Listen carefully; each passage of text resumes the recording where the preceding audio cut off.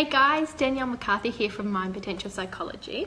I wanted to jump on the line today to talk about mental health care plans and what happens when a new year rolls over, because we've been getting a lot of questions in the clinic lately about what this means in terms of referrals and how many sessions people have with a Medicare rebate and that. So I thought I'd jump online and just answer it all here, some of our really common questions. So first of all, I am really sorry about my horrendous background today. As most of you on the Sunshine Coast will know that it is pouring down rain today, so I really didn't want to go outside. So I do apologise, but background doesn't matter.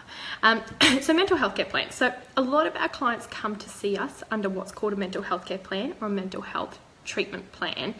This is a referral from their GP generally or a psychiatrist to come and see a psychologist. So this allows them up to 10 sessions in a calendar year with a Medicare rebate. So it's just making psychology services more affordable. So up to 10 sessions in a calendar year with a Medicare rebate.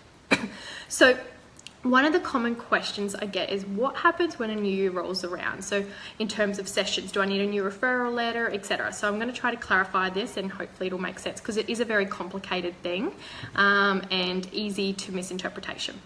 So people come in with a referral from their GP or a mental health care plan and they've been referred to see us. So then in one hit, they can get up to 6 sessions. So their GP can refer up to 6 sessions under one referral letter, okay?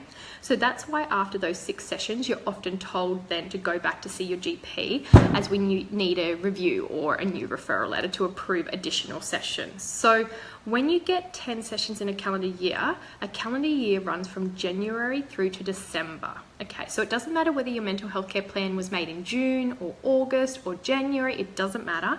10 sessions from January to December. So say you come and see us in February and you see us for 6 sessions, then your psychologist sends you back to your GP to get a new referral letter. That's why often the second lot is approved for 4 sessions, because that adds up to 10. So often you'll see have 6, go back to see your GP and get approval for an additional 4. You come back and you use that 4, and that might take you through to August, say, of that year. So you've used 10 sessions then, and then you might continue treatment if you need it still with private health or just paying out of pocket. So then you've exceeded your Medicare rebates. So that's your 10 sessions. Now, where it gets confusing is, say you come and see us, let's say, for example, you start seeing us in November and you use 3 sessions from November through to December, and then we close for Christmas and we reopen in January. So at this time, you do not need a new referral letter, okay? You've only used 3 sessions. Now it's a new year though, you can get up to 10 sessions. So you've used 3 this year, and then next year rolls around, you've got 3 more sessions, so 6 in total, before you need to go back and see your GP. So you would have 3 more sessions, you might use them all in January. So say you use the next 3 and it's still January, your psychologist then will send you back to your GP to get another referral letter. Now this is where it gets tricky, because usually we would get 4 because that would make up 10, but you've actually only had 3 this calendar year. So we can actually ask for approval for an additional 6 sessions if we think you need it. So we send you back to your GP, you get a new referral letter, and we've got another 6 sessions up our sleeve. So you use those 6 sessions, and it's April, okay? So 6, and you had 3 at the beginning of the year, so that's 9 in total. You actually still have another 1 session up your sleeve. So crazy as it may seem, you still have to go back to see your GP to get approval for that final session though, because they can only approve chunks of 6 at a time, okay?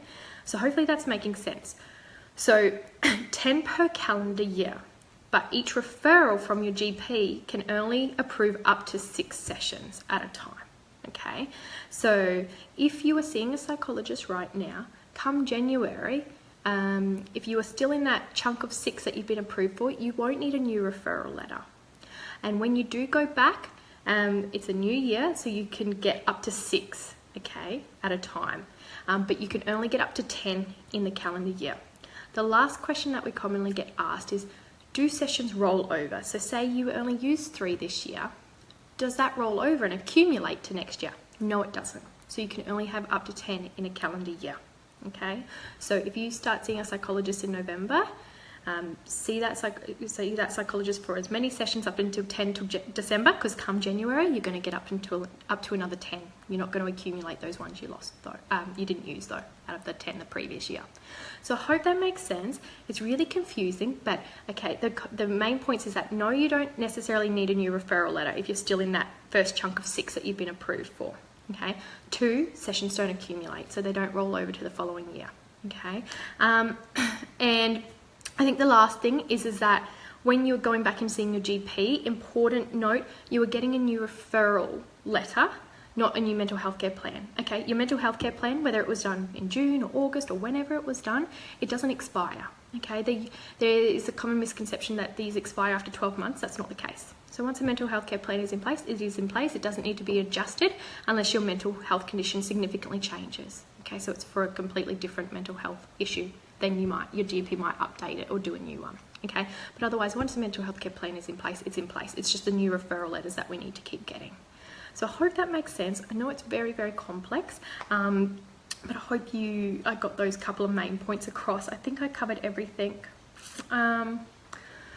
If you do have any questions, feel free to shoot me either an email, danielle@mpsych.com.au, or just shoot me a private message here on Facebook and I'll get back to you ASAP. But otherwise, I hope you found it useful and I'll talk to you all soon. Bye for now.